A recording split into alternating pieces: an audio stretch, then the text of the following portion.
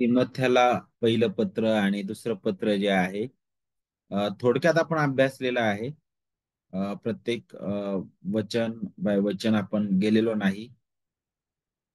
कारण अगोदरही मी सांगितलेलं ही पाळकीय जी पत्र आहेत अ, हे आपण पूर्ण प्रत्येक वचन पुढील वर्षी आपण अभ्यासणार आहोत.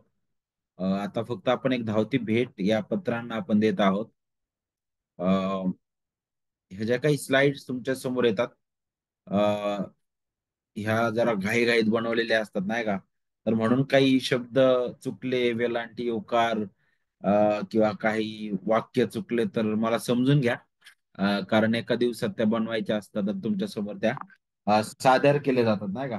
तर कृपया तुम्ही सगळ्यांनी ते समजून घ्यावं आणि विशेष करून जो मुद्दा आहे ते आपण शिकूया. तर तिथाला पत्र याला सुरुवात करत असताना नेहमीप्रमाणे आपण परिचय पाहणार आहोत. तर याचं शीर्षकाबद्दल आपण शिकू की का बरं त्याला पत्र असं शीर्षक या पुस्तकाला देण्यात आलेलं आहे.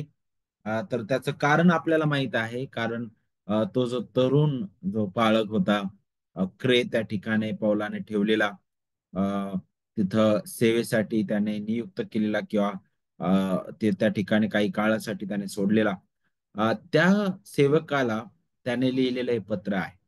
आणि तिथाबद्दल आपल्याला अ, फारशी इतकी जास्त काही माहिती पाहायला भेटत नाही. त्याचा उल्लेख आपल्याला काहीच ठिकाणी पाहायला भेटतो. जसं नवीन करारामध्ये कमीत कमी 13 वेळा त्याचा उल्लेख आपल्याला आढळतो. जसं आपल्या तिताच्या पत्रामध्ये खुद्द, त्यानंतर गलती पत्रामध्ये, दुसरे तिमोथी आणि करिंथकरास पत्रामध्ये दुसरं करिंथकरास पत्र तिथं जवळजवळ 9 वेळा त्याचा उल्लेख आपल्याला पाहायला भेटतो. आता ह्या पत्राला अम, पौलाचं तिताला पत्र असं का म्हटलं? कारण तिताला हे पत्र लिहिलेलं आहे.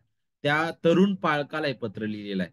आणि आपण पाहत आहोत की पहिलं, दुसरं तिमोथी आणि तीत याला पाळकीय पत्र म्हटले जाते आणि हे त्या दोन विश्वासातील मुलांना, पौलाच्या खऱ्या लेकरांना तो हे पत्र लिहित आहे. कारण ज्या प्रकारे तो अ, तिमथ्याबद्दल विचार करतो, तिमथ्याबद्दल पॉल बोलत असताना की माझ्या विश्वासातील खरं लेकरू तो म्हणतो. तशाच प्रकारे ज्यावेळेस तो तिताला पत्र लिहित आहे, अध्याय 1 आणि वचन 1 मध्ये तो काय म्हणतो, विश्वासाच्या सहभागितेतील माझे खरे खुरे लेकरू तीत ह्याला.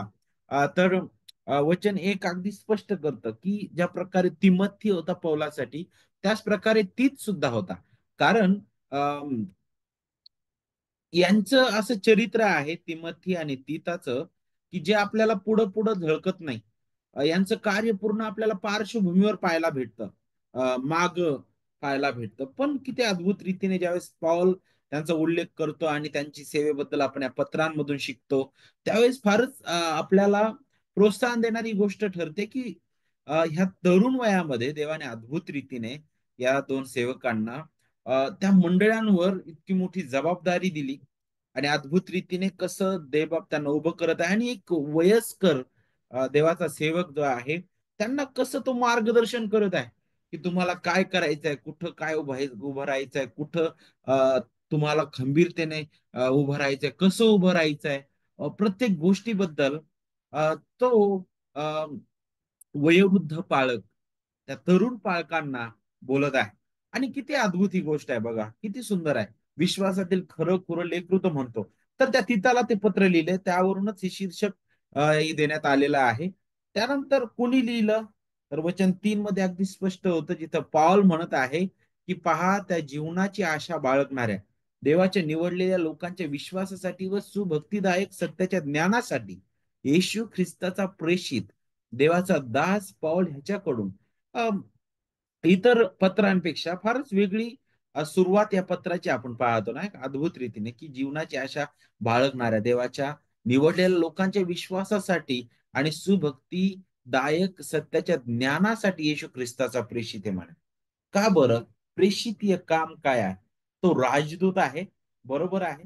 प्रेषित जर तुम्ही पाहिलं तर पाठवलेला त्याचा अर्थ होतो आणि तो जो मूळ शब्द जिथून आलेला आहे, तो शब्द अशा प्रकारचा होता की राजाने सुरुवातीच्या काळामध्ये राजा जो आहे, अशा एका व्यक्तीला पाठवला जायचा, त्याला राजदूत म्हणायचे. आणि त्याचा उद्देश पाठवण्याचा काय होता, की त्याने त्या राजाचा जो आदेश आहे प्रजेला जसाच्या तसा सांगावा, त्यासोबतच त्या राज्याला त्याने प्रतिबिंबित करावं. आणि त्या राजाचे तत्व काय आहेत, त्या राजाचं बोलणं काय, त्याचे नियम काय आहेत, आणि त्याचा उद्देश काय, सर्व गोष्टी ज्या आहेत त्या राजदूताची जबाबदारी होती, की त्या सर्व प्रजेला त्याबाबत माहिती देणं आणि त्यांना त्यामध्ये स्थिर करणं. तर तशाच प्रकारे ख्रिस्ताचा राजदूत या नात्याने तो काय म्हणत आहे, की अ, जे जीवनाची आशा बाळगणारे लोक आहेत, देवाचे निवडलेले लोक आहेत, त्यांच्या विश्वासासाठी आणि सुभक्तिदायक सत्याच्या ज्ञानासाठी किती अद्भुत हा राजदूत जो होता ख्रिस्ताचा, तो कशासाठी आहे, पाऊल कशासाठी झटत आहे, की ते निवडलेले लोक जे आहेत त्यांनी विश्वासामध्ये आणि सुभक्तिदायक जे सत्याचं ज्ञान आहे त्याच्यामध्ये मुळावलं जावं अधिक अधिक आणि ख्रिस्ताच्या गौरवासाठी अधिक त्यांनी रोवलं जावं आणि ख्रिस्ताच्या गौरवासाठी त्यांचा उपयोग व्हावा. आणि तशाच प्रकारे तो सुरुवात करत आहे. कारण त्याची जी झलक आपल्याला तिथाच्या जीवनात पाहायला भेटते, तिमथाच्या पण जीवनामध्ये पाहायला भेटते, नाही का? तर पुढे कधी हे जे पत्र आहे ते लिहिण्यात आलं असावं. आता ज्यावेळेस आपण या पत्राशी संबंधित घटनांचा जर आढावा घेतला आपण, तर आपल्याला हे शिकायला भेटेल की अंदाजे त्याच तारीख सांगितली जाते. नेमकं तो काळ कोणता असावा त्याबद्दल ठामपणे कोणी बोलत नाही. परंतु पौलाला रोममध्ये सगळ्यात अगोदर अटक करण्यात आलं. तो नजर कैदेत होता, एका रूम मध्ये त्याला ठेवण्यात आलेलं होतं. त्या ठिकाणी तो लोकांशी बोलू शकत होता. त्या काळामध्ये त्याने काही पत्र त्या काळामध्ये सुद्धा लिहिलेले आपल्याला दिसतात. आणि जिथं आपल्याला पाहायला भेटतं प्रेषितांच्या जे कृत्य आहे त्याचा शेवटचा जो अध्याय, तिथं तुम्हाला त्या नजर कैदेत ठेवणं त्याच्याबद्दल तुम्हाला शिकायला भेटेल जर तुम्ही शेवटचा अध्याय वाचला तर. मग कदाचित आपण पाहतो की पौल जो होता त्याला रोमन नागरिकत्व मिळालं असल्या कारणानं त्याच्यावर पाहिजे अशी सक्ती ते लोक जे होते ते करू शकत नव्हते. त्याच्यावर जास्त आरोप सुद्धा ते करू शकत नव्हते. कारण एकतर त्याला अगोदरच रोमी नागरिकत्व आहे. दुसरी गोष्ट, त्याच्यामध्ये दुसरा कोणताही असा दोष आढळत नाही की ज्यामुळं तो त्या दंडास पात्र असणार आहे, किंवा त्याच्यावर काहीतरी खोटेपण आरोप आपण करू शकणार नाही. आणि म्हणून त्या पहिल्या तुरुंगवासातून किंवा त्या नजर कैदीतून तो सुटला. आणि मग आपल्याला पाहायला भेटतं त्यातून तो सुटल्यानंतर त्याने इफिसला भेट दिली. आणि इफिसला भेट दिल्यानंतर तिथं त्याने तिमथ्याला त्या मंडळीची देखरेख करण्यासाठी तिथं सोडलं आणि तो तिथून पुढे मासेदोनियाला गेला. मग मासेदोनियातून त्याने आपल्याला पाहायला भेटतं की पहिलं तिमथ्याला पत्र जे आहे ते लिहिलं, ते आपण अगोदर शिकलेलो आहे. त्यानंतर तो क्रेत नावाचं एक बेट होतं, त्या ठिकाणी तो गेला. आणि त्या ठिकाणी तिथाला त्यांनी जी मंडळी त्या ठिकाणी मंडळ्या स्थापन केल्या होत्या क्रेत त्या बेटावर, त्या ठिकाणी सेवा करण्यासाठी त्याने तिथाला ठेवलेलं आहे. आणि मग मासिदुनिया किंवा निकापलिस जे ठिकाण होतं, या दोन्ही पैकी कोणत्या तरी ठिकाणाहून पौलाने हे जे पत्र आहे तिथाला लिहिलेलं असावं. आणि त्याच्या मागचा उद्देश काय होता, तर आपण जर तिसरा अध्याय 3 आणि वचन जर आपण 12 पाहिलं, तिथं आपल्याला त्याने कुठून ते लिहिलं त्याची थोडी जाणीव होईल. वचन 12 मध्ये विशेष करून तो म्हणतो की अर्थ मला तुकिकाला तुझ्याकडे पाठवल्यावर होईल तितके करून माझ्याकडे निकपलिसाच निघून ये, कारण येथे हिवाळा घालवण्याचे मी ठरवले आहे. निकपलिसातून त्याने पत्र लिहिलं. का लिहिलं, तर वचन 5 आपल्याला सांगतं की मी तुला क्रेतात ह्यासाठी ठेवून आलो की तू अपुऱ्या राहिलेल्या गोष्टींची व्यवस्था करावीस, आणि मी तुला आज्ञा केल्याप्रमाणे तू प्रत्येक नगरात वडील नेमावेत.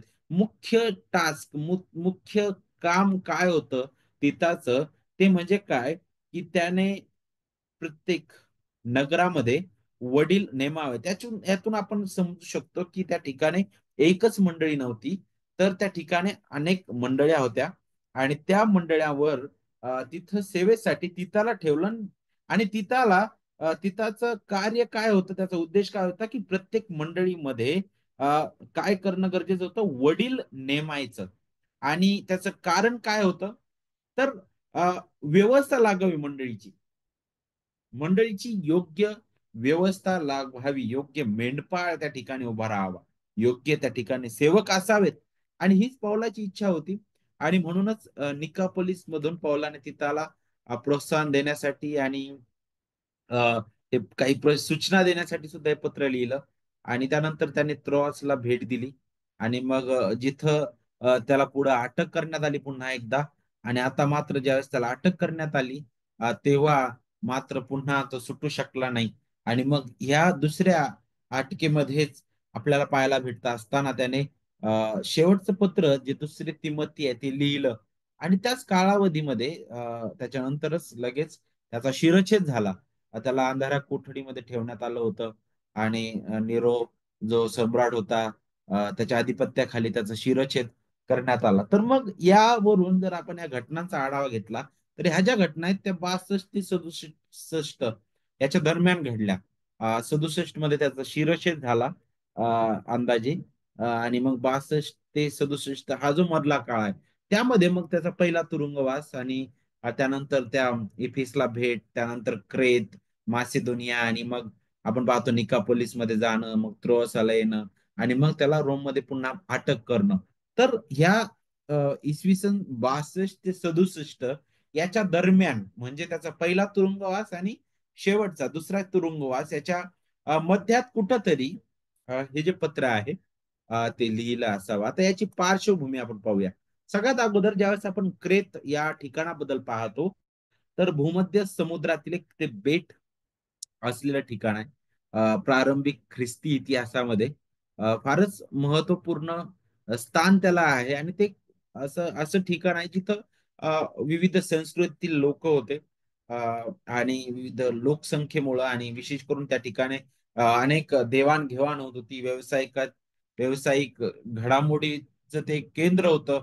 आणि म्हणूनच लोकांचं येणं जाणं आणि वेगवेगळ्या संस्कृती त्या ठिकाणी आपल्याला पाहायला भेटतं. आणि त्याचा उल्लेख नवीन करारामध्ये आपल्याला आढळतो. आणि विशेष करून पौल जो आहे त्या ठिकाणी त्याच्या सुवार्ता प्रसाराच्या त्या त्या काळामध्ये त्याने तिथं भेट दिलेली आहे.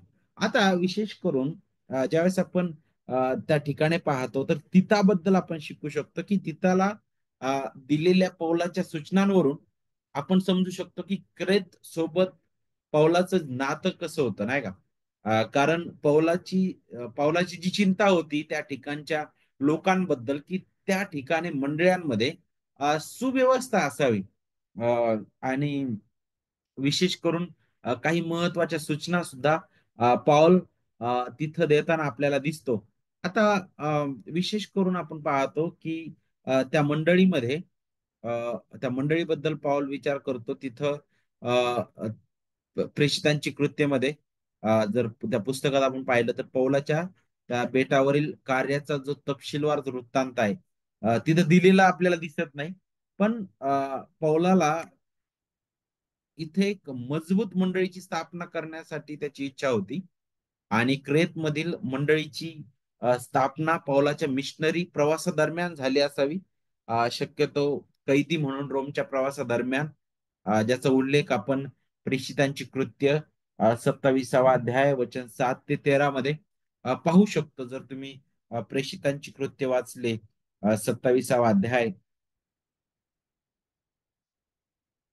आणि वचन 7 पासून जर तुम्ही पुढे वाचलं तर बघा तिथे काय सांगितलंय. मग पुष्कळ दिवस पर्यंत हळूहळू जात असता मोठ्या प्रयासाने कनिदा समोर आल्यावर वारा पुढे जाऊ देईना म्हणून आम्ही क्रेताच्या किनाऱ्यावरून सलमोना समोर गेलो. मग आम्ही मोठ्या प्रयासाने त्याच्या काठाकाठाने सुंदर बंदर नावाच्या ठिकाणी आलो. त्याच्याजवळ लसया नगर होते. तेव्हा फार दिवस झाल्यामुळे आणि तितक्यात उपासाचे दिवसही होऊन गेल्यामुळे त्यावेळेस समुद्रावरून जाणे संकटाचे होते. म्हणून पौल त्यांना असे सुचत होता की अहो गृहस्थांनो, या जलप्रवासात केवळ मालाचे आणि तारवाचे नुकसान नव्हे तर आपल्या जीवांचेही हाल होऊन मोठी हानी होईल असे मला दिसते. तथापि शताधिपतीने पौलाच्या म्हणण्यापेक्षा तांडेल व तारवाचा धनी यांच्याकडे अधिक लक्ष दिले. ते बंदर हिवाळ्यात राहायला सोयीचे नव्हते म्हणून बहुतेकांनी मसलत दिली तेथून निघावे आणि साधेल तर क्रेतातील फेनिके बंदरात जाऊन तेथे हिवाळा घालवावा. ते नैऋत्य भिमुख व उत्तरेभिमुख आहे. मग दक्षिणेचा वारा मंद वाहत असल्यामुळे आपला बेत सिद्धीस गेलाच असे समजून ते तिथून नांगर उचलून काठाकाठाने क्रेताच्या बाजूने गेले. तर अगदी सरळ रीतीने आपण या ठिकाणी अ, आपण पाहतो की त्याचा कैदी म्हणून रोमच्या प्रवासादरम्यान तो निघालेला आहे रोमकडे जायला, आणि त्यावेळेस तो त्या ठिकाणी गेलेला आपल्याला दिसतो. आता क्रेत मधील मंडळी समोर असणारी आव्हानं जर आपण पाहिलं तर क्रेतमध्ये काय आव्हानं होते, जर पाहिजे असं त्या लोकांबद्दल किंवा त्या ठिकाणची जी संस्कृती आहे त्याबद्दल आपण पवित्र शास्त्रामध्ये जास्त काही माहिती नाही, परंतु जे एक वचन त्या लोकांबद्दल दिलेलं आहे त्यातून आपल्याला अंदाज येऊ शकतो की क्रेत जे आहे त्या ठिकाणाची लोक कसे असावेत. कारण अध्याय 1 आणि जर वचन 12 जर आपण वाचलं तर तिथं पॉल ज्यावेळेस बोलत आहे त्यावेळेस तो बघा वचन 10 पासून पुढे बघा. कारण अनावर व्यर्थ बोलणारे व फसवणारे पुष्कळ लोक आहेत आणि विशेष करून चुनता झालेल्यांपैकी आहेत. त्यांचे तोंड बंद केले पाहिजे, जे शिकू नये ते आणि तिने पैसा मिळवण्यासाठी शिकून ते संपूर्ण घराण्याचा विश्वासाचा नाश करतात. त्या लोकांतील त्यांचाच कोणी एक संदेष्टा म्हणतो, क्रेतीय सदा लबाड, दुष्ट पशु, आळशी व खादाड असतात. आणि ही साक्ष खरी आहे म्हणून कडकपणे त्यांच्या पदरीत दोष घाल. आता याहून थोडा अंदाज आपल्याला येईल की त्या ठिकाणच्या लोकांची धारणा किंवा ते लोक कसे होते, त्यांचा स्वभाव काय होता. तर वचन वचन 12 मध्ये एक एक एक काव्य किंवा आपण काय म्हणू शकतो एक म्हण प्रसिद्ध झाली होती त्या लोकांबद्दल की क्रेतीय सदा लबाड, दुष्ट पशु, आळशी व खादाड असतात. आणि ते एका संदेश त्याने घोषित पण केलं होतं, त्याबद्दल बोलला पण होता, त्यांच्यातीलच एका संदेशाने सांगितलं होतं. तर यातून आपल्याला थोडीशी सांस्कृतिक पार्श्वभूमी मिळते की त्या ठिकाणचे लोक कसे होते. अ, सदा लबाड बोलणारे होते, दुष्ट पशु होते आणि आळशी होते आणि खादाड होते असं म्हटलेलं आहे. आणि अ, आणि ह्या गोष्टी ज्या आहेत म्हणूनच जी नव्याने मंडळी तिथं स्थापित झालेली होती त्यांच्यासाठी फार आव्हानं पुढे अ, उभे राहणाऱ्या ह्या गोष्टी होत्या. आणि म्हणूनच पौलाची इच्छा होती की तिताने त्या ठिकाणी योग्य ते पुढारी नेमावेत. योग्य सुशिक्षणाची गरज त्या ठिकाणी आहे, मजबूत पुढारीपणाची त्या ठिकाणी गरज आहे. आणि या दोन गोष्टींवर पाऊल जो आहे या पत्रामध्ये भर देताना दिसत आहे. जरी आपण पुढे येतो की लूकने प्रेषितांची कृत्ये या पुस्तकामध्ये तिताच्या नावाचा उल्लेख केला नसला तरी आपल्याला हे समजतं की तीत जो होता तो एक गैर यहुदी होता, तो परराष्ट्रीय तो व्यक्ती होता. ते आपल्याला गलती करास पत्र अध्याय 2 आणि वचन 3 मध्ये पाहायला भेटतं. जर आपण गलती करास पत्र वाचलं अध्याय 2 आणि वचन 3 पहा. गलती 2:3 मध्ये काय सांगितलंय. तथापि माझ्या बरोबरचा तीत हा हेलेनी असताही त्याला देखील सुनता करून घेण्यास भाग पाडण्यात आले नाही. तर गलती करास पत्रामध्ये आपल्याला तिथाबद्दल थोडीशी आयडिया भेटते की तो एक हेलेनी म्हणजेच परराष्ट्रीय, तो यहुदी इतर होता, तो यहुदी व्यक्ती नव्हता. आणि तो प्रेषित पौलाच्या पहिल्या मिशनरी प्रवासापूर्वी किंवा त्या प्रवासादरम्यान अ, पौलाची त्याची भेट झाली असावी आणि पौलाकडून त्याला सुवार्ता कळाली असावी. वचन 4 जर आपण पाहिलं तर देव पित्यापासून प्रभू येशू ख्रिस्त आपला तारणार ह्याच्यापासून कृपा व दया व शांती तुम्हाला असं म्हणे. आणि विशेष करून जर तुम्ही इतरही जर मला असं वाटतं गलती करा पत्राचा पण अभ्यास केला तर तिथं सुद्धा तुम्हाला शिकायला भेटेल की तो जो आहे तो ख्रिस्ताच्या ख्रिस्तावरील विश्वासाकडे तो वळला होता. पौलाने त्याला सुवार्ता गाजवली.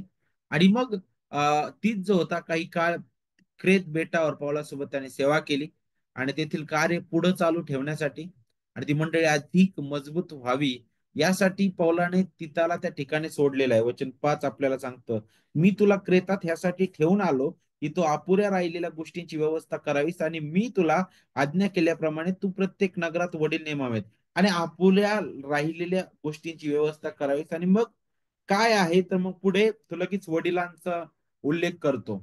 आणि मग पुढे आपल्याला पाहायला भेटतं की तिसऱ्या अध्याय वचन 12 मध्ये की तो पॉल म्हणतो की अल्तमा किंवा तुखिक त्याला तुझ्याकडे पाठवल मी तुला तिथे सेवेसाठी. आणि मग ते आले की तू काय कर लगेच निकोपोलिस त्या भागात त्या शहरात तू माझ्याकडे ये, इथं मी हिवाळा घालवणार आहे आणि मला तुझ्यासोबत वेळ घालवायचा आहे नाही का.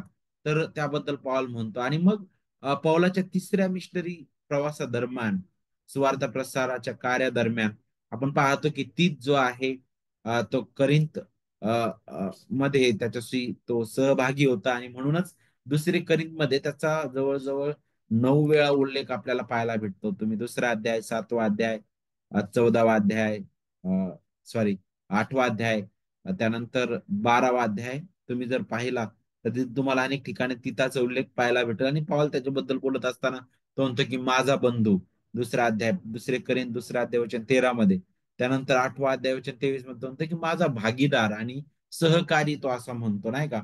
आणि हा जो होता तीत, तो अ, अ, तरुण, तो तो सेवक होता, तो वडील होता. आणि त्या ठिकाणी आपल्याला पाहायला भेटतं की यहुदी जे मंडळीतील खोटे शिक्षक आहेत, त्यांच्याशी पण तो आधीपासूनच परिचित तो होता. आणि याबद्दल आपण गलती करास पत्रामध्ये पाहिलं नाही का. जे इतर गोष्टी बरोबरच असा आग्रह धरत होते की सर्व जे ख्रिस्ती लोक आहेत, मग ते गैर यहुदी तसेच यहुदी, त्या प्रत्येकाने नियमशास्त्राचं पालन करणं गरजेचं आहे. त्याच्याशिवाय ते देवासमोर नीतिमान ठरू शकणार नाही. आणि अम, तशाच प्रकारचा तुम्हाला दबाव या क्रेत येथील मंडळांमध्ये सुद्धा काही प्रमाणात पाहायला भेटेल. त्यानंतर तीच जो आहे त्याने काही वर्षांपूर्वी पौल आणि बर्नबा सोबत यरुशलेमेच्या परिषदेमध्ये सुद्धा ती जी धर्म परिषद झाली नाही का, तिथं सुद्धा त्याचा उल्लेख आपल्याला पाहायला भेटतो. त्या ठिकाणी सुद्धा त्याची सहभागिता आपल्याला पाहायला भेटते. जिथं जे चुकीचे विचार मांडण्यात आले होते, यहुदी ज्या चालीरीती आणि ज्या परंपरा किंवा जे पुन्हा सत्कर्म नाही का, कृपेपेक्षा कृपया आणि अधिक आपल्याला पुन्हा ही करणं गरजेचं आहे. यहुदी धर्माचं म्हणजे पालन आहे, विधी नियम आहेत, त्याचं पालन करणं गरजेचं आहे. त्यावेळी आपण देवासमोर नीतिमान ठरू शकू. आणि तोपर्यंत आपण खऱ्या रीतीने नाही का ख्रिस्ती होऊ शकणार नाही. तर वेगवेगळे विचारधारा होत्या आणि त्यावेळी सुद्धा ती त्या ठिकाणी उपस्थित होता. ज्यावेळेस आपण या पुस्तकाबद्दल पाहतो, तर हे जे पुस्तक आहे विशेष करून त्याला पत्र, आता त्यातील विषय आणि त्याचा उद्देश काय होता. तर का बरं पॉल जो आहे तो हे पत्र लिहित आहे, त्याच्या मागचा उद्देश काय होता, तर तो त्याची आठवण करून देतो. सगळ्यात अगोदर वचन 5 मध्येच तो म्हणतो की तुला मी का ठेवलंय, याची आठवण तो तिथाला करून देत आहे. तिथाला हे शिकवण्यासाठी की क्रेतमधील मंडळीची योग्य व्यवस्था त्याने लावावा नाही का. जी कमतरता आहे त्या मंडळीमध्ये सुधारण्यासाठी ते योग्य व्हावं, तिथे योग्य पुढारी नेमले जावेत. हा एक उद्देश होता. आणि विशेष करून आपल्याला पाहायला भेटतं त्यानंतर जर तुम्ही दुसरा अध्याय वाचला, वचन 15 पहा, दुसरा अध्याय वचन 15 मध्ये तो म्हणत आहे की ह्या गोष्टी सांगून बोध कर आणि अधिकारपूर्वक दोष पदरी घाल. तर त्याला वैयक्तिक अधिकार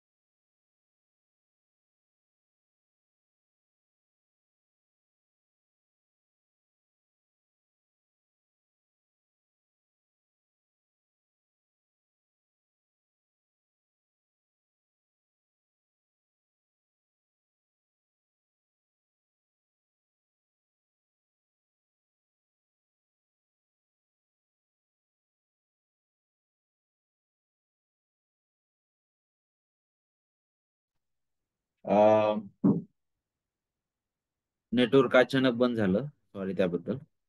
तर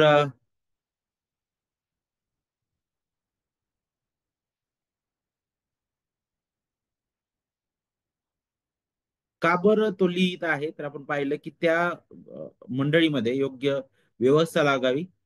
त्यानंतर पाऊल त्याला नाही का, जणू काय तो म्हणत आहे की अधिकारवाणीने तू काय कर, दोष पदरी घाल म्हणे, नाही का. त्यांना जाणीव करून तू दे, नाही का, अधिकारपूर्वक दोष पदरी घाल म्हटलेला आहे. त्यानंतर अ, अध्याय 1 आणि वचन 10 आणि 11 जर आपण पाहिलं, तर तिथं आपल्याला आणखी एक गोष्ट शिकायला भेटते. कारण अन्नावर व्यर्थ बोलणारे आणि फसवणारे पुष्कळ लोक आहेत. त्यात विशेष करून सुंत झालेल्यांपैकी आहेत, त्यांचे तोंड बंद केले पाहिजे. जे शिकू नये ते आणि तिने पैसा मिळवण्यासाठी शिकून ते संपूर्ण घराण्याच्या विश्वासाचा नाश करतात. तर जे जे खोटे शिक्षक आहेत त्यांच्याविषयी इशारा देण्यासाठी आणि विश्वास आणि आचरण, नाही का, त्याच्याबद्दल काही सूचना पॉल देत आहे. आणि त्यासाठी त्याने हे पत्र लिहिलेलं आहे. चौथा उद्देश काय बरं याच्यामध्ये आपल्याला पाहायला भेटतं, तो म्हणजे काय, की पौलाची इच्छा होती की तिताने या हिवाळ्यामध्ये निकोपोलिस जे ठिकाण आहे त्या ठिकाणी तो थांबलेला होता. तर अर्थमा किंवा तुखी जो आहे त्या ठिकाणी येईल, त्यावेळेस त्याने पौलाकडे यावं आणि तिथं त्याने वेळ घालवावा. तर कमीत कमी हे चार उद्देश आपण पाहू शकतो. मंडळीची व्यवस्था लागावी, अ, आणि पाऊल त्याला जणू काय करत आहे, जणू काय प्रोत्साहित करत आहे अधिकारवाणी किंवा अधिकार, अ, वैयक्तिक अधिकाराने तो बोलण्याबद्दल बोलतो. त्यानंतर खोटे शिक्षक त्यांना इशारा देणं, विश्वास आणि आचरणाबद्दल सुद्धा तो बोलतो आणि त्याच्याकडे जाण्याबद्दल तो पुढे बोलतो. आता ज्यावेळेस आपण या पत्राबद्दल पुढे येतो आणि आपण या पत्राच्या विषयाबद्दल पाहतो, तर या पत्राचा जो विषय आहे तो म्हणजे काय, की ख्रिस्ताचं जे जीवन आहे, ख्रिस्ताचं जे व्यक्तित्व आहे आणि ख्रिस्ताने जे परिपूर्ण केलेलं कार्य आहे, त्या कार्यामध्ये आपल्याला पाहायला भेटतं की आपल्यासाठी देवाची ती महान कृपा प्रगट झालेली आहे ख्रिस्तामध्ये. आणि त्यामुळे आता आपण कसं जीवन जगायला पाहिजे, नाही का, त्याबद्दल पाऊल जो आहे तिताला आणि विशेष करून त्या मंडळीला तो आठवण करून देत आहे की आपण अधार्मिकतेला, वाईटाला नाकारून धार्मिक आणि संयमाने कसं जगावं. ख्रिस्तामध्ये जे आपल्याला तारण मिळालंय, नाही का, ख्रिस्ताच्या तारण देणाऱ्या जीवनात आणि मृत्यूमध्ये आपल्यासाठी प्रगट झालेली देवाची कृपा जी आहे त्यामुळं, आणि त्याच्याबद्दलच तो पुढे बोलतो, जेणेकरून आपण चांगली कामं करू, नाही का, चांगली कामं करत राहू आणि देवाच्या शिकवणीनुसार हे आहे, देवाच्या वचनानुसार हे आहे, आणि तसं आपण आपलं जीवन जे आहे ते व्यतीत करू शकू. म्हणूनच तो ज्यावेळेस सुरुवात करतो अ, अध्याय 1 आणि वचन वचन 2 मध्ये तो म्हणतो की जे युगानुयुगाचे जीवन सत्य प्रतिज्ञ देवाने युगाच्या काळापूर्वी देव केले आणि त्याविषयीचे वचन त्याच आपल्या तारणाऱ्या देवाच्या आज्ञेने मला सोपवले सोपवलेल्या घोषणेत यथाकाळी त्याने प्रगट केले म्हणे, नाही का. त्या जीवनाची आशा बाळगणाऱ्या देवाच्या निवडलेल्या लोकांच्या विश्वासासाठी व सुभक्तिदायक सत्याच्या ज्ञानासाठी येशू ख्रिस्ताचा प्रेषित देवाचा दास पाऊल ह्याच्याकडून, त्यानंतर दुसरा अध्याय आणि वचन 10 पासून जर पुढे वाचलं तुम्ही अध्याय 3 पर्यंत, तिथं सुद्धा तुम्हाला तेच पाहायला भेटतं. त्यांना लुबाडू नये तर सर्व प्रकारे इमानीद्वारे वागावे, ह्यासाठी की त्यांनी सर्व गोष्टीत आपला तारणारा देव याच्या शिक्षणात शोभा आणावी. तर ख्रिस्तामध्ये देवाची कृपा प्रगट झालेली आहे. ख्रिस्ताचं जीवन, ख्रिस्ताचा मृत्यू, त्यामध्ये आपल्यासाठी जी देवाची कृपा प्रकट झालेली आहे, त्यामुळं आपण अधार्मिकतेला नाकारायला पाहिजे आणि धार्मिक आणि संयमाने जगायला शिकलं पाहिजे. आता याचा अर्थ असा नाही की माझ्या जगण्याने किंवा माझ्या चांगल्या वागण्याने मला तारण मिळतं. तर नक्कीच हे तारणाबद्दल नाहीये, तर तारलेल्या व्यक्तीबद्दल आहे. एक विश्वासणाऱ्या नात्याने आपलं जीवन कसं असायला पाहिजे, पॉल त्यावर भर देत आहे. आणि विशेष करून या पत्रामध्ये काही मुद्दे जे आहेत पाऊल हाताळतो. जसं वडिलांच्या पात्रतेबद्दल तो बोलतो, अध्याय 1 वचन 5 ते 9 पासून, की वडिलांची नेमणूक करावी.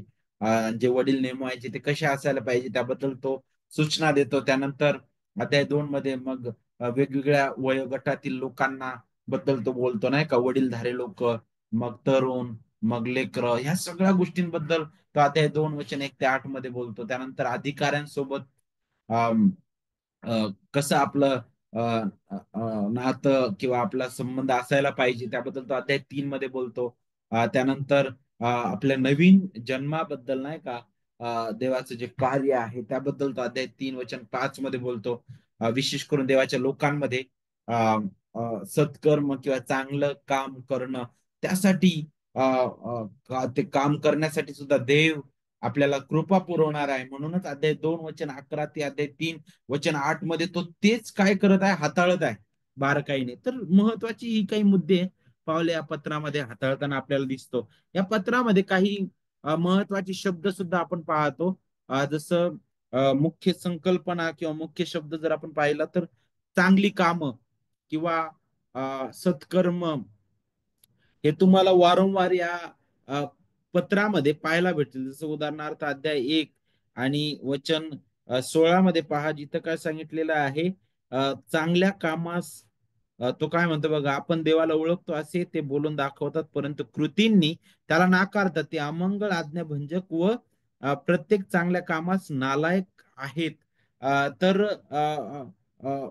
इथं विश्वास आणि कृती दोन्ही गोष्टींबद्दल पॉल जो आहे बोलत आहे. जे याकोबाच्या पत्रामध्ये याकोबाने हाताळलेला आहे, तोच मुद्दा पॉल जो आहे ज्यावेळेस तिताला पत्र लिहितो त्यावेळेस तो हाताळत आहे. आणि मग आपल्याला आणखी काही शब्द पाहायला भेटतील, जसं कृपा आणि विश्वास, हे शब्द सुद्धा तुम्हाला या पुस्तकामध्ये वारंवार आलेले आपल्याला पाहायला भेटतील. आता ज्यावेळेस आपण सत्कृत्याबद्दल किंवा चांगल्या कृत्यांबद्दल पाहतो, तर हे मानवी बुद्धी किंवा कर्मकांडावर आधारलेले नाहीये. पाऊल त्याला मान्यता नाही देते. तर पाऊल काय म्हणत आहे, की ही जी सत्कृत्य आहेत किंवा ही जी चांगली कृत्य आहेत, ही चांगली कृत्य ख्रिस्ताशी आपण जडल्या गेलेलो आहोत, ख्रिस्ताशी आपण संयुक्त झालेलो आहोत. आणि म्हणूनच ते जे कार्य आपल्या जीवनात झालेलं आहे देवाच्या आत्म्याच्या कार्यामुळं, त्याच्या सामर्थ्याने, त्याच्या सुवार्तेने, ते आपल्या जीवनातून वाहत येतं. आणि जणू काय तो अशा प्रकारे म्हणतात, की ख्रिस्तामध्ये प्रगट झालेल्या देवाच्या सामर्थ्यावर असलेल्या विश्वासामुळे देवाची जी कृपा आहे त्याच्या कृपेद्वारे केलेली कार्य ही आहेत, जी आपल्यातून ओसंडून वाहतात, आपल्यातून ते दिसून येतात, नाही का.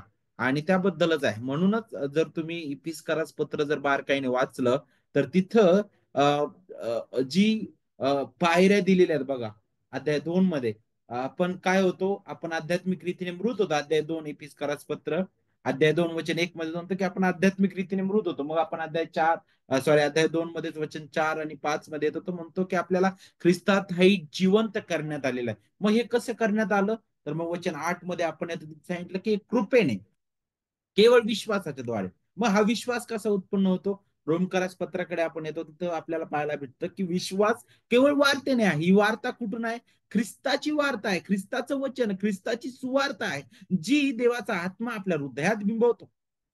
आपल्यापर्यंत ती सुवार्ता, तिच्याद्वारे देवाचा आत्मा आपल्याला सगळ्यात अगोदर काय करतो, आध्यात्मिक रीतीने जिवंत करतो. त्या सुवार्तेद्वारे तो आपल्याला आपल्या पापाची, आपल्या नीतिमत्वतेची आणि न्याय निवाड्याची तो खात्री करून देतो, की तू पापी आहेस, तू देवासमोर स्वतःहून कधीच उभं राहू शकत नाहीस. पहा देव किती नीतिमान आहे. आणि त्या नीतिमान देवासमोर जर तुला उभं राहायचं आहे, तर तुला त्या नीतिमत्वाची गरज आहे. आणि तुझ्या ठाई तर नीतिमान असं काहीच नाहीये. आणि मग शेवटी जर तू या स्थितीमध्ये गेला, तर तुझा न्याय अटळ आहे, तू नाशास पात्र आहेस. नरक हे तुझ्यासाठी अटळ आहे, देवाचा क्रोध त्याच्या खाली तू आहेस. आणि यातून जर वाचायचं आहे, तर तुझ्यासाठी उपाय हा आहे, ख्रिस्त, त्याचं नीतिमत्व ज्याने तुला झाकल्या देतं, तो खरा नीतिमत्व आहे. तो तुझं तारण आहे, तो मुक्तीदाता आहे, देव आहे. तो तुझ्यासाठी या भूतलावर आला, तुझ्यासाठी जगला, तो तुझ्यासाठी मरण पावला, तिसऱ्या दिवशी तो पुन्हा उठलेला आहे. त्याच्या रक्ताने तुला मोलाने विकत घेतलेला आहे. त्याचं नीतिमत्व तुझ्या खात्यात बहाल करण्यात आलेलं आहे. तुझे पाप त्याच्यावर लादण्यात आलेले आहे. आणि पहा त्याच्या ठायी त्याच्याद्वारे तू केवळ त्याच्यामध्ये तो जो एकमेव जिवंत खरा देव आणि एकमेव मध्यस्थ आहे, त्याच्याद्वारे आता तू पित्या जवळ येऊ शकतोस. त्याच्याद्वारे तू या क्रोधापासून सुटू शकतोस. आणि म्हणूनच ह्या गोष्टीची जाणीव देवाचा आत्मा त्या त्या व्यक्तीला करतो, त्या सुवार्तेद्वारे त्याला तो पश्चातापी हृदय देतो, आणि विश्वास त्याला पुरवितो. नक्कीच आपल्याला हे पाहायला भेटतं नाही का.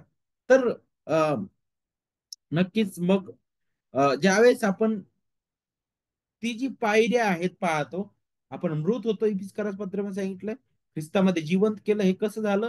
केवळ कृपेने, केवळ विश्वासाने. हा विश्वास कोणावर? केवळ प्रभू येशू ख्रिस्तावर. आणि का बरं आपल्याला जिवंत करण्यात आलं? तर इफिसकारास पत्र अध्याय 2 वचन 10 सांगतं, ख्रिस्तात ठाई आपण त्याची हस्तकृती असं निर्माण केलं. कशासाठी? कारण आपण सत्कृत्य करत राहावं.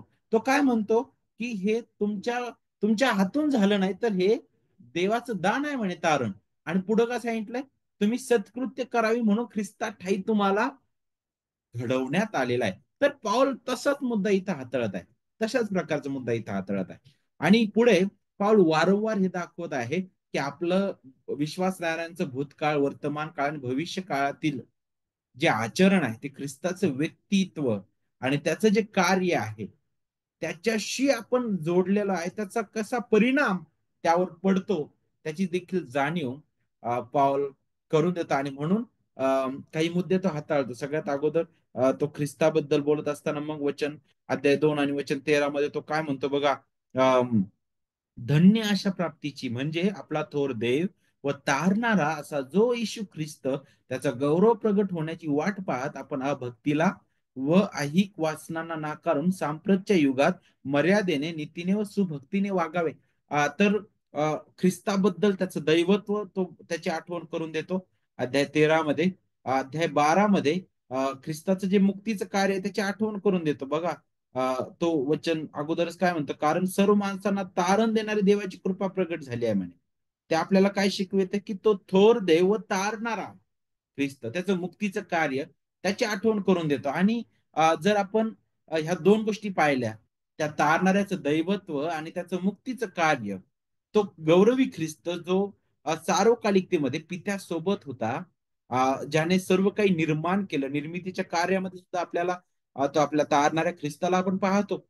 तो ख्रिस्त जो महान देव, त्याने आपलं देव पण बाजूला न ठेवता मनुष्यत्वाची त्याच्यामध्ये भर पडलेली, तो देव मानव झालेला आहे.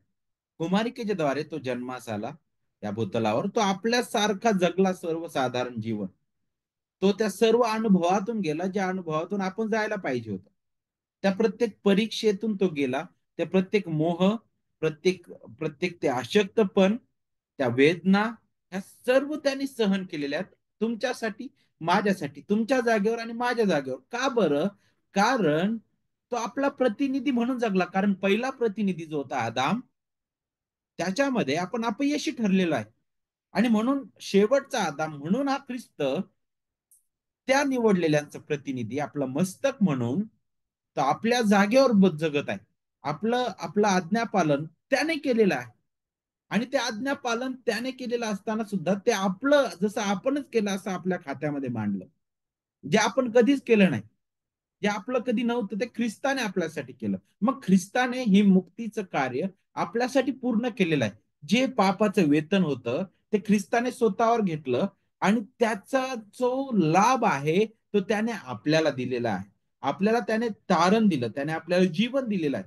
आणि जणू काय ख्रिस्ताचं दैवत्व आणि त्याचं जे मुक्तीचं कार्य आहे हे असे घटक आहेत जे सत्कर्म किंवा चांगली जी काम आहेत, सत्कर्म एक विश्वासाच्या जीवनामध्ये त्याच्यासाठी एक मुळाप्रमाणे किंवा फळाप्रमाणे ते आधार देणारे आहेत. कारण आपली सत्कर्म सुद्धा हे केवळ ख्रिस्तावर अवलंबून आहेत, ख्रिस्तामध्ये आहेत. म्हणूनच ख्रिस्त काय म्हणतो योहान 15व्या अध्यायामध्ये, जो कोणी माझ्यामध्ये राहतो आणि मी त्याच्यामध्ये राहतो तो विपुल फळ देतो म्हणून. जो माझ्यामध्ये राहत नाही त्याला दूर करण्यात येतं आणि त्याला जाळण्यात येतं नाही का. तर अगदी आपल्या आपल्यातून येणारी सत्कर्म, चांगली कर्म, आम्ही चांगले आहोत म्हणून नाही, तर ख्रिस्ताशी आम्ही संयुक्त झालेलो आहे. आणि दिवसेंदिवस आम्ही ख्रिस्ताच्या प्रतिमेत घडवले जात आहोत आणि ते आमच्या जीवनातून वाहत आहेत, कारण हे सत्कर्म खुद्द ख्रिस्ताचे आहे. ओके. आणि म्हणून त्याबद्दल पौल तिथाला आठवण करून देतो. ख्रिस्ताचं प्रथम तारण देणारी जी कृपा आहे, तसं वर्णन केलेलं आहे त्याने पुढे वचन 11 मध्ये. तारण देणारी कृपा किती अद्भुत आहे.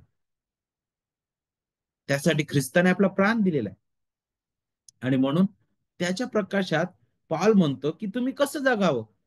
तो म्हणतो वचन 14 मध्ये, त्याने स्वतःला आपल्याकरिता दिले यासाठी की त्याने खंडणी भरून आपल्याला सर्व स्वैचा स्वैराचारापासून मुक्त करावे. का बरं? सगळं स्वैराचार आपल्या आपल्या मनाच्या वासनांप्रमाणे आपण आता चालू नाही. आपल्याला त्यातून मुक्त करावं म्हणून त्याने खंडणी भरलेली आहे ख्रिस्ताने. आणि त्याच्यामध्येच पाऊल तिथाला सुद्धा आठवण करून देत आहे आणि त्या मंडळीला सुद्धा आठवण करून देत आहे. आणि म्हणूनच चांगल्या कामात तत्पर असे आपले स्वतःचे लोक आपणासाठी शुद्ध करून ठेवावे म्हणे वचन 14 मध्ये. त्याचीच तो आठवण करतो. अध्याय 3 वचन 4 ते 7 मध्ये पुढे ख्रिस्त येशूद्वारे आपल्याला मिळणारं जे तारण आहे, एक पुन्हा मुख्य केंद्रबिंदू आपल्याला तिथं पाहायला भेटत आहे. आणि बदललेल्या जीवनाचा जो आधार आहे त्याच्याबद्दल सुद्धा आपल्याला शिकायला भेटत आहे. एक मुद्दा जो आहे पौल इथं हाताळताना आपल्याला दिसतो. जर तुम्ही अध्याय 3 जर वाचला, विशेष करून 4 ते 7 पहा, तिथं म्हणतो की प्रभू येशूवर व सर्व पवित्र जनावर असलेली तुझी सॉरी अध्याय 3 वचन 4 पासून पुढे पहा, तो काय म्हणत आहे. परंतु जेव्हा आपला तारणारा देव याची दया व मनुष्यावरील प्रेम प्रगट झाले, तेव्हा आपण केलेल्या नीतीच्या कृत्यांनी नव्हे, तर नव्या जन्माचे स्नान व पवित्र आत्म्याने केलेले नवीकरण यांच्याद्वारे त्याने आपल्या दयेनुसार आपल्याला तारलेले आहेत. आपलं तारण हे आपल्या कृत्यांनी झालं नाही, अगदी स्पष्ट रीतीने पाऊल करतो इथं. कारण त्या क्रेतीय मंडळांमध्ये, त्या मंडळीमध्ये काही जे यहुदी शिक्षक जे होते, ते चुकीच्या पद्धतीने शिकवत होते. ते नियमशास्त्राकडे पुन्हा ते घेऊन जात होते आणि पुन्हा ते म्हणत होते की नक्कीच कृपा, पण कृपेमध्ये त्याच्यासोबत आपल्याला आणखी याची पण गरज आहे.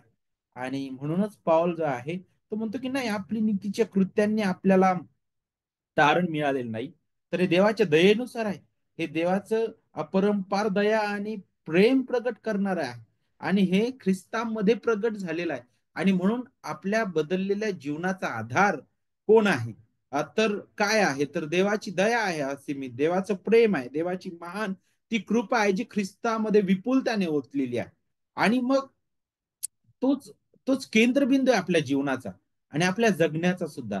आणि ज्यावेळेस आपण पाहतो की अरे आमच्या ठाई कोणतंही चांगुल पण नव्हतं, अरे माझी सत्कृत्य कधीच देवाला आनंद देणारी नव्हती, अरे माझं जीवन मी कितीही चांगलं जगलं तरी देवासमोर ते घाणेरड्या चिंडेप्रमाणे होतं, अरे मी काहीही केलं, माझा प्राणही दिला तरी देवाला मी कधीच आनंद देऊ शकणार नव्हतो. परंतु पहा, तो देव स्वतः माझ्या जवळ येत आहे. किती अद्भुत आहे. मी कधीच त्या सर्वोच्च ठिकाणी जाऊ शकत नव्हतो. तो सर्वोच्च ठिकाणी विराजमान असणारा देव, तो माझ्या जवळ येत आहे यासाठी की मला त्या सर्वोच्च ठिकाणी असणाऱ्या देवाजवळ जाऊन त्याची उपकार स्तुती मी करू शकतो, त्याला गौरव देऊ शकतो. किती महान आहे, देवाच्या कृपेने आहे, किती अद्भुत आहे. आणि मग महत्वाचा मुद्दा हा आहे की आपण केवळ विश्वासाच्या द्वारे तारल्या गेलो, देवाच्या कृपेने केवळ विश्वासाच्या द्वारे तारल्या गेलेलो आहोत. पण हा जो विश्वास आहे, हा तारणदायी विश्वास हा एकटा नाहीये. केवळ विश्वासाच्या द्वारे आपण तारल्या गेलो, पण केवळ विश्वास हा एकटा विश्वास नाहीये, ज्याच्याबद्दल याकोब सुद्धा आपल्याला बोलतो नाही का. तर हा विश्वास जो आहे, तारणदायी विश्वास, हा फलदायी आहे. हा विश्वास जो आहे, यातून आपल्याला पाहायला भेटतं की फळ वाहताना दिसतं. हा मृत नाही, निरर्थक विश्वास नाही, भूतांसारखा विश्वास नाही, याकोब म्हणतो. हा तारणदायी विश्वास जो देवाच्या कृपेने लाभलेला आहे, हा आपल्याला सत्कृत्य करण्यास काय म्हणू शकतो आपण, कृपा पुरवतो. हा विश्वास देवाच्या कृपेने आपल्याला लाभलेला आहे. आणि आपण स्वइच्छेने जी चांगली कर्म करतो, ती कर्म सुद्धा देवाच्या कृपेने आहे, ख्रिस्ताच्या कार्यामधून ते वाहतात. आणि म्हणून जरी ख्रिस्तामध्ये आम्ही तारल्या गेलो आणि आता इथून पुढे आम्हाला जर तारण टिकवायचं तर आम्हाला चांगले कर्म करावं लागतील, नाही, बिलकुल नाही. तारण पूर्णपणे देवाच्या कृपेने आहे. तारणाचा अल्फा ओमेगा ख्रिस्त आहे. त्याने आपल्याला कह्यात घेतलेलं एकदा, त्याच्या हातातून आपल्याला कोणीच दूर करू शकणार नाही. आपली सत्कृत्य कधीच, भूतकाळातील पण सत्कृत्य आपल्याला कधीच देवासमोर तारण्यास आणि देवासमोर उभं राहण्यास पात्र करणारी नव्हती. आणि आता तारलेल्या जीवनामध्ये सुद्धा असताना आता आम्ही काय करतो हे आपल्या तारणावर प्रभाव पाडत नाही, तर आपल्या जीवनामध्ये जे कार्य घडलेलं आहे देवाच्या कृपेने, त्यामुळे आपल्या जीवनावर तो प्रभाव पडतो. हे आपल्याला समजून घेणं गरजेचं आहे. पुढे तिताला पत्र आपण पाहत असताना ऐतिहासिक काही गोष्टी आणि ईश्वर वैज्ञानिक जे विषय आणखी पुढे आपण पाहतो. पौल जो आहे तिमथला लिहिलेल्या 2 पत्राप्रमाणे पत्रातही प्रेषित पाऊल एका तरुण पाळकाळात बोलत आहे. आपण अगोदरही वाचलेला, त्याला प्रोत्साहन देत आहे आणि काही सल्ला पण तो देतो. आणि हा जो तीत होता तो चांगला प्रशिक्षित आणि विश्वासू तो असून होता. आणि त्याच्या मंडळीमधील काही दुष्ट लोकांकडून त्याला सतत विरोधाचा सामना करावा लागत होता.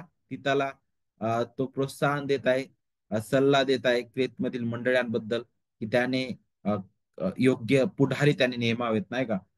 त्याबद्दल तो बोलतो. आणि मग आपण पाहतो की रोम ला लिहिलेलं पत्र, गलतिया येथील मंडळांना लिहिलेलं पत्र, तशा प्रकारे फारच सैद्धांतिक, नाही का, अ, असं असं काही या पत्रामध्ये आपल्याला पाहायला भेटत नाही. पण व्यवहारिक उपदेश पाहतो आपण याच्यामध्ये, नाही का, की ख्रिस्तामध्ये आपल्याला काय मिळालेलं आहे आणि आपण कसं जगायला पाहिजे त्याबद्दल पाऊल बोलतो. ती त्याला लिहिलेलं हे पत्र जे आहे कोणत्याही विशिष्ट सिद्धांताचं स्पष्टीकरण किंवा समर्थन करण्यावर लक्ष केंद्रित करत नाही. पावलाला पिताच्या धार्मिक समजावर आणि विश्वासावर पूर्ण भरोसा होता आणि म्हणूनच त्याने त्याला इतक्या महत्वपूर्ण सेवेची जबाबदारी दिली, नाही का. ते आपल्याला इथं शिकायला भेटतं. खोटे शिक्षक आणि यहुदी विचारसरणीचे लोक जे होते त्यांच्याबद्दल इशारा दिला त्याने या पत्रात. त्याच्या पलीकडे आपण पाहतो की काही असे धार्मिक सुधारणात्मक मार्गदर्शन पाहिजे असं पाहायला भेटत नाही. जसं इतर पत्रामध्ये अगदी स्पष्ट रीतीने त्याने बोललेलं आहे की ह्या गोष्टी इथं सुधारणा होणं गरजेचं आहे. मग यावरून आपण स्पष्ट पाहू शकतो की पौलाला येथील बहुतेक मंडळीचे जे सदस्य आहेत त्यांचे जे मूलभूत विश्वास आहे त्याच्याबद्दल त्याला जाणीव होती, नाही का. जरी नवीन ते विश्वासणारे होते, पण त्यांचं जे ईश्वर वैज्ञानिक जी समज होती ती चांगली होती. त्यामुळं पौलाला त्याच्याबद्दल योग्य जाणीव होती आणि म्हणून पौल जास्त काही त्याबद्दल बोलत बसला नाही. म्हणून काही महत्वाच्या गोष्टी त्याच्यावर तो बोलतो, काही गोष्टी तो हाताळतो आणि विशेष करून काही जे सिद्धांत आहेत त्याच्याबद्दल पॉल बोलताना दिसतो. जसं देवाने केलेली जी सार्वभौम निवड आहे विश्वासणाऱ्यांची, त्याची तो आठवण करून देतो अध्याय 1 मध्ये, की आपण आपण निवडलेले लोक आहेत, नाही का. तो काय म्हणतो वचन 2 मध्ये, जे युगानुयुगाचे जीवन सत्य प्रतिज्ञापद देवाने युगाच्या काळापूर्वी देव केले आणि त्याविषयीचे वचन त्याच आपल्या तारणाऱ्या देवाच्या आज्ञेने मला सोपवले म्हणे. त्याच्याबद्दल तो बोलतो. वचन 3 मध्ये तो म्हणतो की त्या जीवनाची आशा बाळगणाऱ्या देवाच्या निवडलेल्या लोकांना, जीवनाची आशा बाळगणारे देवाचे निवडलेले लोक, तर देवाच्या निवडीबद्दल तो बोलतो. ही सार्वभौम निवड आहे. ही कोणत्याही प्रकारे तुमच्यावर किंवा माझ्यावर अवलंबून नाही. आपण अगोदरही शिकलेलो आहे, नेहमी आपण शिकत आहोत. देवाचा सार्वभौम अधिकाराने ही आहे. सार्वकालिकतेमध्ये जगाच्या स्थापने अगोदर ती केली, ख्रिस्तामध्ये ती निवड केलेली आहे. आणि आपण पाहतो की देवाची कृपा आपण त्या ठिकाणी पाहतो. पुढे तारणारी कृपा त्याच्याबद्दल सुद्धा आपल्याला इथं शिकायला भेटतं अध्याय 2 मध्ये. आणि किती अद्भुत हे आहे, ती कृपा कशी प्रगट झालेली आहे, देवाच्या आत्म्याचं कार्य कसं आहे. एका मृत व्यक्तीला कसं देवाचा आत्मा जिवंत करतो, नाही का, आध्यात्मिक रीतीने सुवार्तेने त्याच्या हृदयाचा ठावा घेतो. ख्रिस्ताचं दैवत्व, त्याचं दुसरं आगमन त्याबद्दल सुद्धा बोललं गेलेलं आहे. ख्रिस्ताचं जे बदली अर्पण आहे त्याबद्दल सुद्धा बोललं गेलेलं आहे. पवित्र आत्म्याच्या कार्याबद्दल आपण पाहतो. आणि विशेष करून इथं देव आणि ख्रिस्ताचा नियमितपणे ताडणारा म्हणून उल्लेख केलेला आपल्याला पाहायला भेटतो. अध्याय 1 आणि वचन 3 मध्ये पहा, तिथं म्हटलेलं आहे की त्याने त्या जीवनाची आशा बाळगणाऱ्या देवाच्या निवडलेल्या लोकांच्या विश्वासासाठी आणि सुभक्तिदायक सत्याच्या ज्ञानासाठी येशू ख्रिस्ताचा प्रेषित देवाचा दास म्हटलेला आहे. दोन्ही उल्लेख तिथे आपण पाहतो. तर अध्याय 2 मध्ये सुद्धा तारणाची जी योजना आहे त्यावर फार भर देण्यात आलेला आहे इथं या पत्रामध्ये. का बरं? कारण क्रेत येथील मंडळींना प्रभावी सुवार्तेसाठी तयार करावं, हा मुख्य उद्देश पौलाचा होता. यातून आपल्याला दिसतो. का बरं?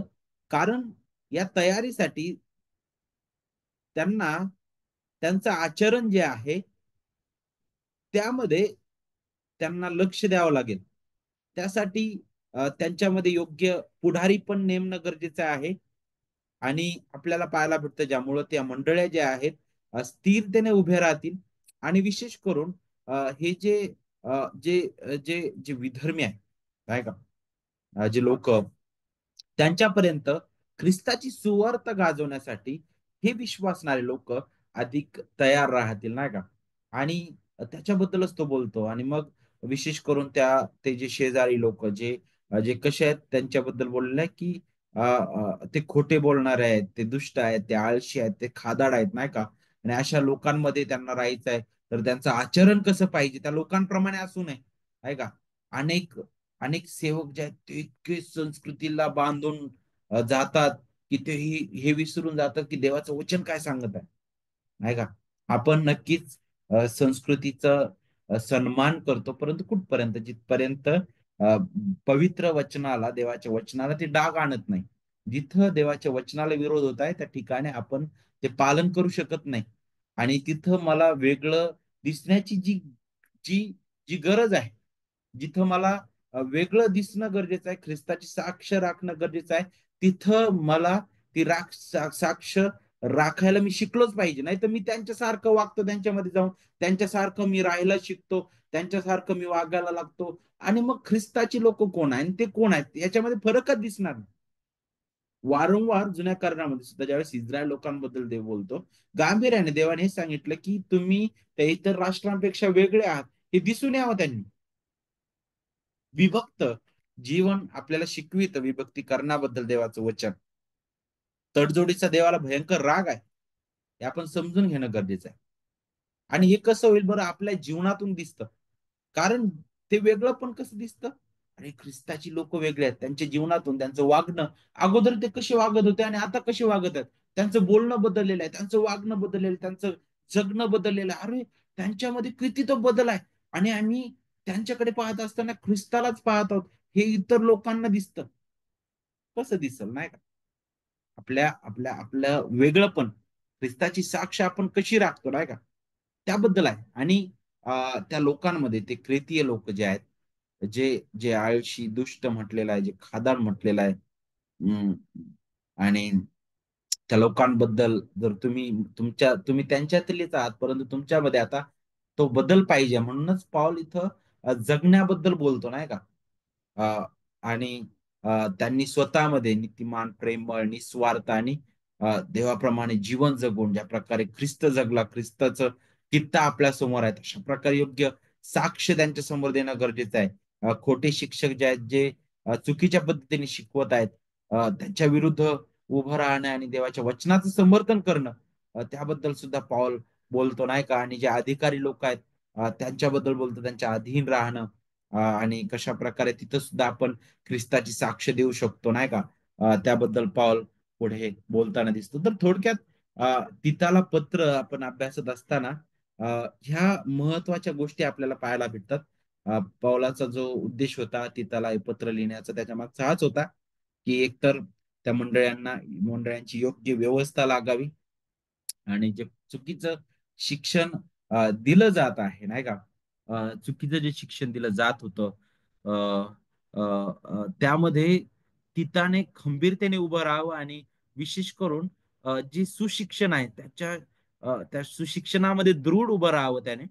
आणि दुसरी गोष्ट, क्रेतीय जे लोक होते इतर अविश्वासणारे, नाही का, त्यांच्यामध्ये वेगळी साक्ष त्या मंडळांनी उभी करावी. मग त्यासाठी काय गरजेचं होतं?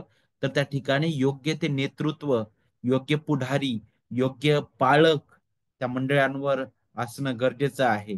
का बरं? आज मंडळांची साक्ष बिघडलेली आहे. त्याचा एक मुख्य मुद्दा जो आहे तो हाच आहे की त्या ठिकाणी योग्य पुढारी नाहीये. जे पुढारी आहेत ते योग्य नाही.